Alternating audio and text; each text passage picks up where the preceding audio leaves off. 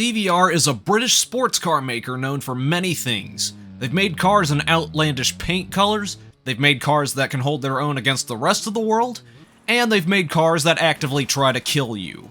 But out of all the cars made by TVR, they pushed hard to get an 800 horsepower supercar out the door. But we know what happens when you push a high-powered car too hard.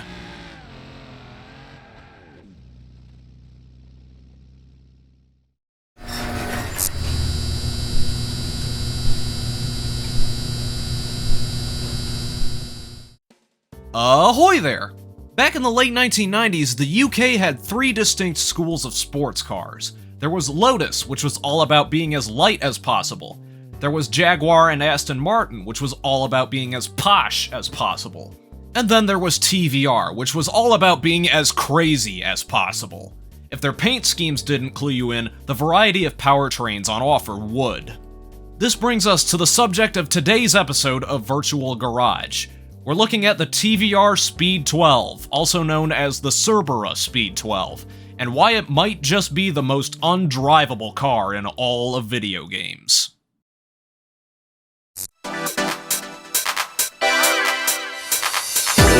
Debuting in 1996 at the Birmingham Motor Show in England, TVR unveiled their concept known as Project 712. It was a massive two-door coupe with a massive engine to match. At the heart of this beast was a 7.73-liter V12 engine developed by TVR themselves. The name 712 came from the engine displacement and the number of cylinders in the engine. This V12 was cobbled together from two TVR AJP6 straight-six engines and put together on a single crankshaft. The V12 was made out of steel, which was an odd choice for a supercar compared to cast iron or an aluminum alloy, or aluminium as the Brits like to call it. The 712 was a showstopper, turning heads left and right.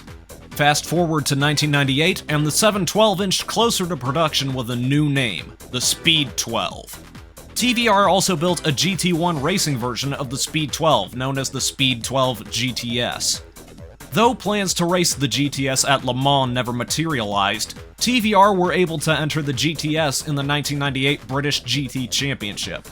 However, its time racing was short-lived due to rule changes favoring purpose-built GT1 cars, like the Toyota GT1 or the Nissan R390. The Speed 12 was made obsolete overnight. Scrambling to not lose all their work, TVR finished the new road-going car in 2000, now known as the Cerbera Speed 12.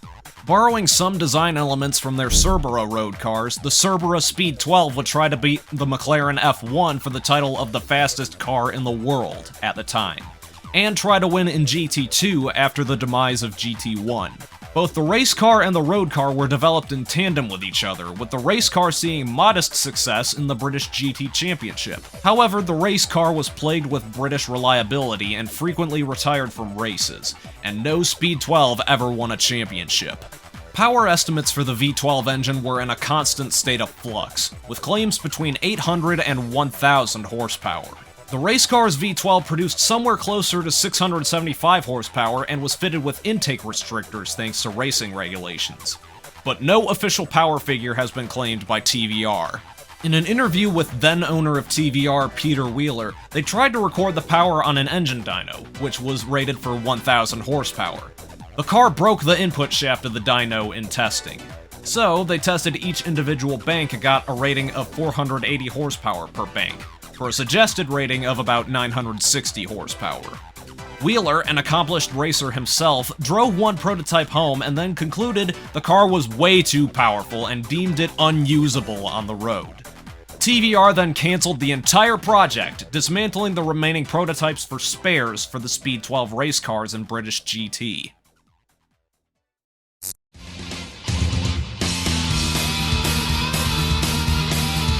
The Speed 12 would enter the digital realm at roughly the same time the car was introduced. The first appearance of the Speed 12 was in 1997's Test Drive 4, back when it was the Project 712. For a 1997 game, it was a fair representation of the 712, but its model has not withstood the test of time. It's hideous by today's standards.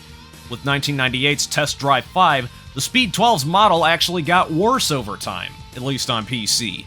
This model was carried over into Test Drive 6 and is equally as bad.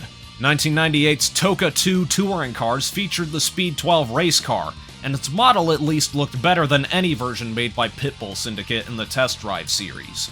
It also had the bonus of a fully modeled interior in 1998. That's impressive considering that modeled car interiors wouldn't become standard until 2 game console generations later with PS3 and Xbox 360. Unsurprisingly, it wouldn't be until 1999's Gran Turismo 2 that developers could do the car justice. The model created by Polyphony Digital is of much higher quality than the test drive models could ever be, though it's not without its faults. The Speed 12 in GT2 is like a combination of the 712 and the race car. Some images of the 712 have the rear wing and blacked out headlights, while the later version of the car lacked the wing and had the 3 lamp headlights. The exhaust is also different, using quad pipes compared to dual exhaust. Gran Turismo 2 featured racing modifications, which took road cars and converted them into race cars with their own unique liveries. The Speed 12's racing modification turned it into the racing Speed 12 that briefly competed in the 1998 British GT Championship, where it was driven by John Kent and Bobby Verdun Rowe. However, the car features a fictional yellow version of that same livery, which was never used on any version of this car. The technology in the 90s just wasn't there to best represent the original Speed 12, and this version of the car from the 90s would remain trapped there. Keep in mind, the car was essentially rebuilt going into 2000.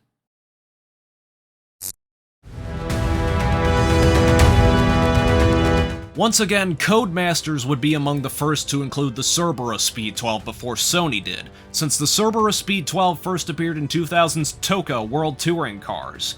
For a late PlayStation 1 game, it's one of the best looking games graphically on the system, and the Cerbera Speed 12 modeled here is no exception. It gets everything right, including the new bumpers, the taillights, and the rear wing. Not to be outdone, the Cerbera Speed 12's first next-gen appearance was in 2001's Gran Turismo 3 A-Spec.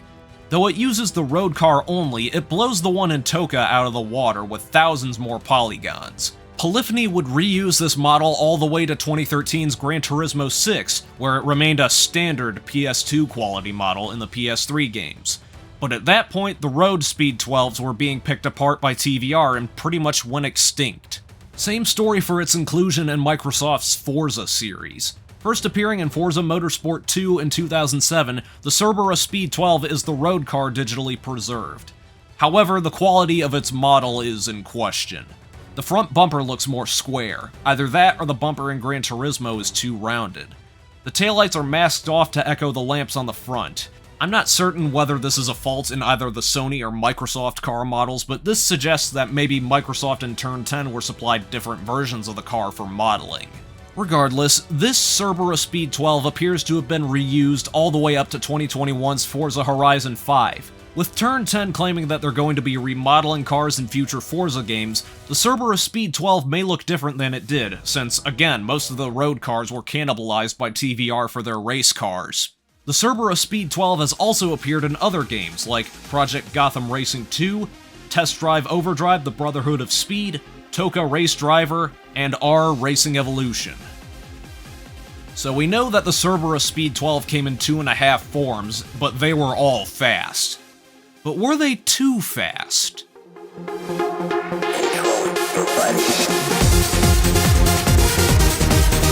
The way that cars work, a car becomes significantly harder to control at higher speeds. With a car like the Cerbera Speed 12, it's got at least 800 horsepower on tap, all to the rear wheels. Because there's power going to only 2 wheels, it will generate a lot of wheel spin. Once there's traction, the car accelerates quickly. Here, I've compiled a quick and dirty test of the Cerbera Speed 12 family in 3 different games: Gran Turismo 2, Gran Turismo 4, and Forza Horizon 5. These are all stock, unmodified cars on standard tires. From a standing start, all Speed 12s throw up excessive amounts of wheel spin. But without any input from the driver in Forza, the car starts fishtailing at full throttle and will eventually spin out. In Gran Turismo, they just have wheel spin that negatively affects acceleration. Driving each car around a closed circuit exposes the perils of the cars. Loss of traction, whether it be through contact with other cars or cutting corners, causes the car to generate undesired wheel spin. Then there's cornering. With the 3 cars, they have no downforce, especially since the Cerbera Speed 12s are road cars that don't have any aero on their bodies. This makes the cars incredibly difficult to turn at higher speeds. The lack of downforce is what caused the Stig to crash a Koenigsegg CCX on Top Gear. Oh my god!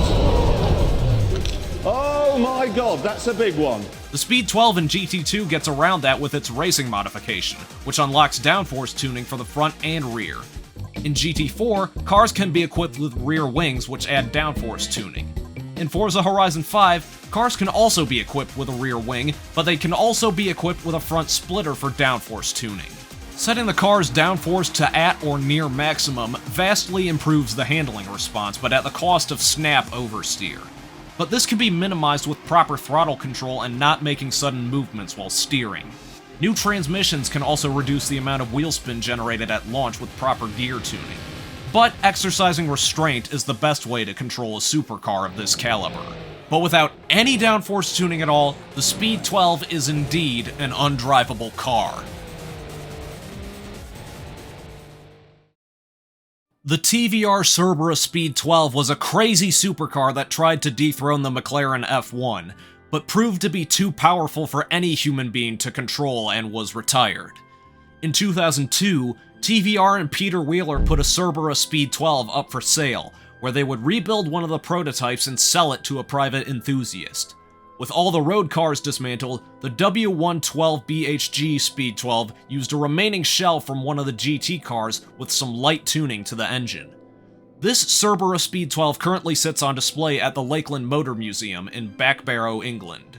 This Cerbera Speed 12 outside the race cars may be the last Speed 12 of its kind, and it might be the new look for the Cerbera Speed 12 if it's remodeled in newer racing games, because the old road cars don't exist anymore. Alternatively, there's the TR Speed 12 Turbo, a 1,000 horsepower twin-turbo monster built in tribute to the original Speed 12.